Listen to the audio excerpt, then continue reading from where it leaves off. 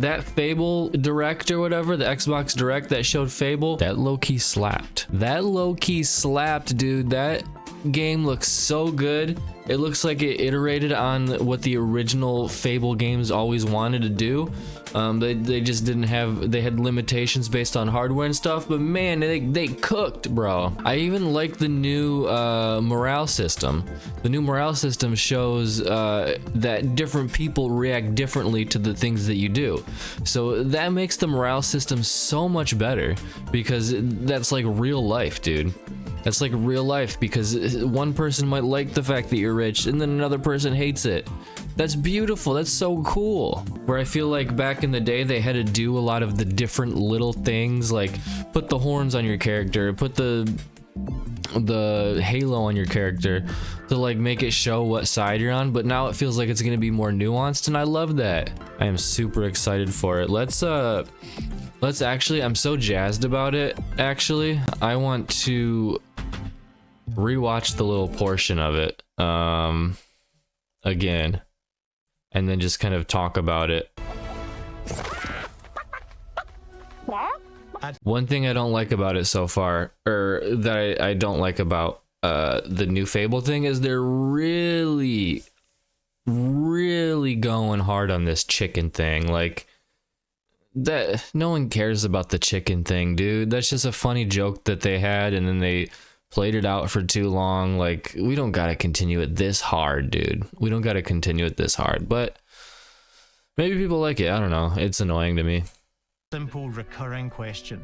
What does it mean to you to be a hero?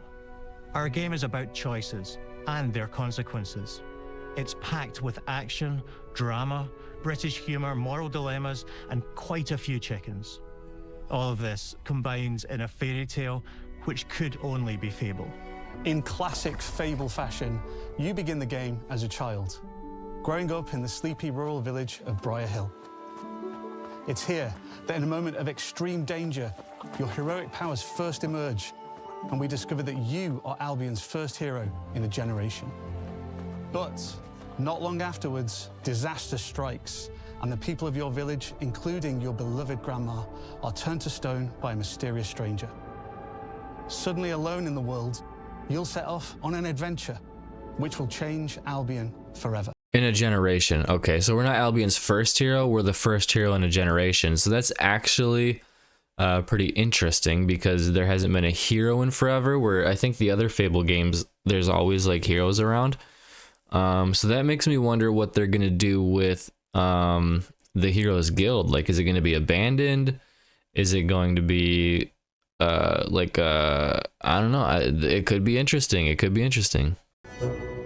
Venturing out into the world is a huge moment, because this is Albion like you've never seen it before. Idyllic rolling hills, magical forests, bustling villages, sleepy hamlets, oversized vegetable patches, and stunning vistas. And because our Albion is truly open world, no snow areas, but I don't know. Maybe they're just making it like all one area, because like, yeah, the snowy areas would mean you'd have to travel a lot. So maybe because it's like this big open world now, they don't want to make it too unrealistic, kind of like Skyrim, how it's snowy in some parts but not in others. But the world of Skyrim is different because it's generally pretty cold throughout, so you can kind of get away with that, where there's snow in some areas and not in the others, because the other areas still feel cold, where Albion feels mostly warm in some areas. So that's my take, why they took out the snowy areas, or they just didn't show it. Maybe they just didn't show it.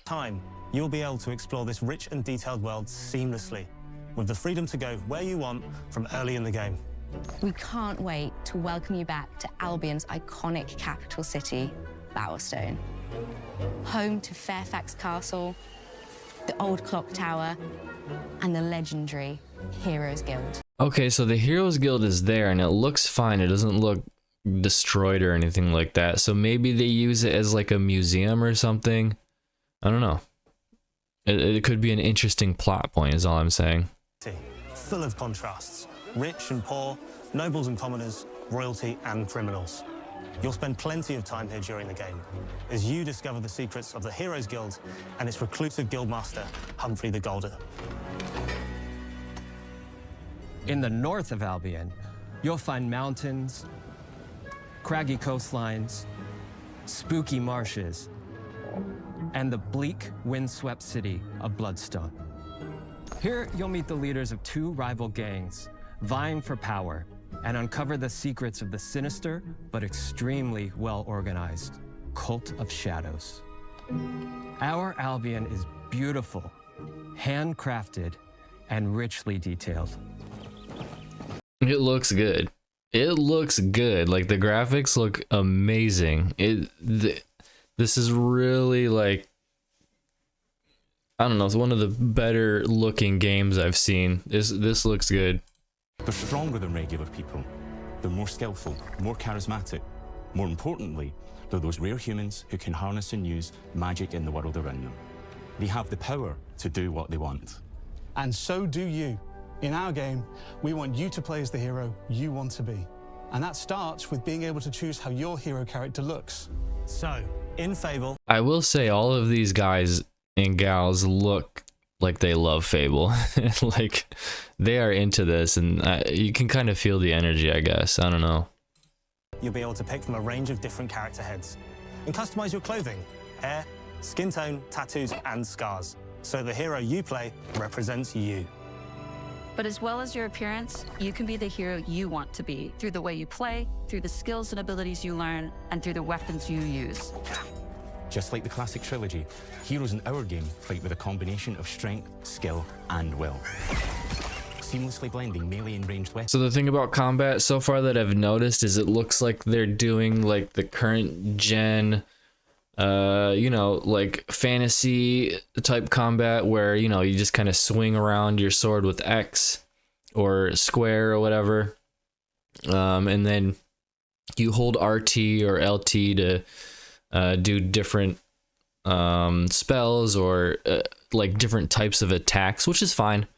It's like the Final Fantasy 16 style or even the new Dragon Age style, so I don't mind it. It's fine. It'll make combat a lot more fun because I recently replayed Fable Anniversary and the combat was very clunky. It wasn't fun, and you had these long drawn out combat sections of the game that were just a drag to get through. So I don't mind it. I don't mind the change at all. Gives us style weaving combat, allowing you to show off your personal Damn chicken. against single opponents and large groups of enemies alike. Melee is at the heart of our close quarters combat. You'll use light and heavy combos, often knocking enemies off balance and executing stylish finishers. Okay, so it is light and heavy, so that's pretty cool. Swap to your ranged weapon to bypass enemy guard and deal with troublesome flying enemies. And of course, you'll be able to unleash your powerful spells to both manipulate and devastate your opponents. We're excited to be bringing back some fan-favorite adversaries for you to fight.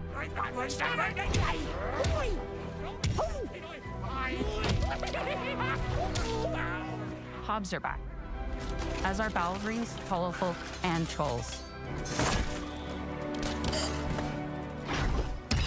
And we're adding brand new enemies too, like this fearsome cockatrice, a giant fire-breathing chicken. Each enemy family is different, with their own weaknesses to exploit and defenses to overcome.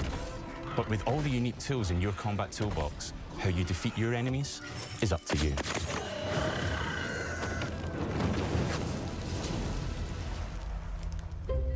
But there's more to be. See, combat isn't the, I know it's not the focal point of Fable usually, but I feel like combat's going to be fine in this one. I feel like it's going to be a lot more fun than the other ones, so any type of change of pace in combat is fine as long as the other stuff is good.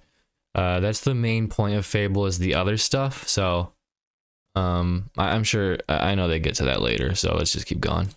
Being a hero in Albion and fighting so much more. When we talk to people about their favorite memories of the original games, so many of their stories were about the stuff you can do when you weren't just being a hero. The normal, everyday stuff which happened when you interacted with the people of Albion. For me, what I remember most vividly are the inhabitants of Albion and the things you can do with them or to them. The crazy thing about the classic Fable games was that in the middle of a sprawling RPG was almost a complete other game where you could just mess around with the villages and townsfolk. And we've built that same experience in the middle of our game too. Buying a house, getting a job, making some money. Romancing a villager, getting married, having kids. Fancy a date? Perfect. You can get to know me better. Buying another house. Buying every house in Albion. Buying every business in Albion. Getting rich. Marrying a bunch more people. Having a bunch more. This part's sweet. You got little kids running around your house because you could have kids in this game. That's pretty cool. And you know, the buying the business part, buying every property, like that's a huge part of Fable. So all this is nail on the head or whatever it's called. You're hitting the nail on the head, as they say. Kids. Probably getting divorced along the way for good measure. And this game within a game is unique to Fable. It's systemic, interconnected, and you see the ripple effects of the things you do everywhere you go. And all of this revolves around the people who live in Albion, who we call the living population. There are more than 1,000 of them, and every single one is unique. Each of them has a name, a role, a daily routine, and their own personality. You could follow any one of them for a day and just watch them live their life. They'll get up, go to work, spend some leisure time on hobbies, then go home to bed. This is really cool. The fact that they've handcrafted everybody and their daily routines, they give them all voice actors, everything like that. Like, that is so cool. It's like Majora's Mask, in a way, on a much larger scale, because they said over 1,000, and it's gonna lead to some funny characters. I have a feeling they're going to really mess with this and do some funny stuff, but also some serious stuff too. I feel like you can craft so many stories with this mechanic alone, so I'm very excited for this. This is amazing. But what's even cooler is that you can talk to every single one of them in fully voiced conversations and interact with them in loads of different ways. Maybe the job they go to is working for you because you hired them to work in one of your businesses. Hey, you. Working hard? How can I help you, boss? Maybe the bed they sleep. This is the part that scares me though, because although they're all fully voice acted and stuff like that, this one that they decided to show off seems very like just not authentic. It feels like a just regular NPC. It doesn't feel like anything new, so it feels very generic. So that's my fear. Sleep in is in a house you own because you're the landlord. Or maybe their bed is on the street because you evicted them. All right. Oh, it's you. You're awful. And all of the stuff you do affects what they think of you. You're a legend. Because everything you do builds your reputation. Very impressive. Now that's an hero right there. Morality has always been super. See, that's really cool. You evict somebody, they end up homeless. So they really locked in on the decision making. What makes me nervous, and this might be why it's probably not gonna release like immediately, because just looking at the main character walking down the street and people interacting with you, like their lips weren't moving, they looked kind of lifeless. So hopefully that's some stuff that they fix in the final version of the game. To Fable, that tension between good and evil underpinned all of the original games, and morality is central to our game too. But we have a slightly different take on it. For us, morality isn't black and white. There are lots of grey areas. And importantly, morality is subjective. No two people see things exactly the same way. And that's how it works in our game too. Everything you do earns you a reputation. And every person in Albion will have a different reaction to you as a result. Hello there. Yeah, we get it. You're rich. They'll remember things you did directly to them, they'll love you or hate you for the choices you make, and they will always tell you why. Although, usually from a safe distance. Our game will never judge you, but the people of Albion will, loudly. Imbecile. Your reputation is created by the choices you make, and you are going to make a lot of them.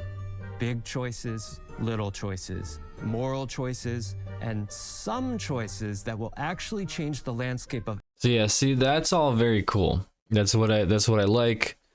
It's gonna be way more than just going hey over and over again, and then they end up falling in love with you. So this is cool. Rest of your game. We call this idea, your choices change the world. Let's give you an example. Early in the game, you'll meet a character named Dave, an egotistical gardener in a rural village who discovers a magical growth formula. He accidentally turns himself into a giant and becomes a big problem. It'll be your job to deal with him, and ultimately it will be your choice whether to kill him or to spare him. If you kill him, his giant corpse will lie on the farmland just outside of town for the rest of the game. And that is going to affect house prices. It will also affect what a lot of the villagers think about you. See, that's so cool. That's so cool because they did this in Fable 3 where you can turn, I forget the exact area, but you can turn something into like a mining area so you can make more money, which changes the pricing of the houses and stuff like that. So consequences of the world changed the consequences of how you interact with it too. So it just feels like they're expanding on it in a better way. Which Fable 3 did a good job of this too, but I'm hoping this just makes it 10 times better because there were a lot of misses with Fable 3. So I think with this recoat of graphics, dialing into like Fable 1 and 2 and then getting rid of the things in Fable 3 that weren't so good, it is gonna make this game incredible. Especially Dave's sister.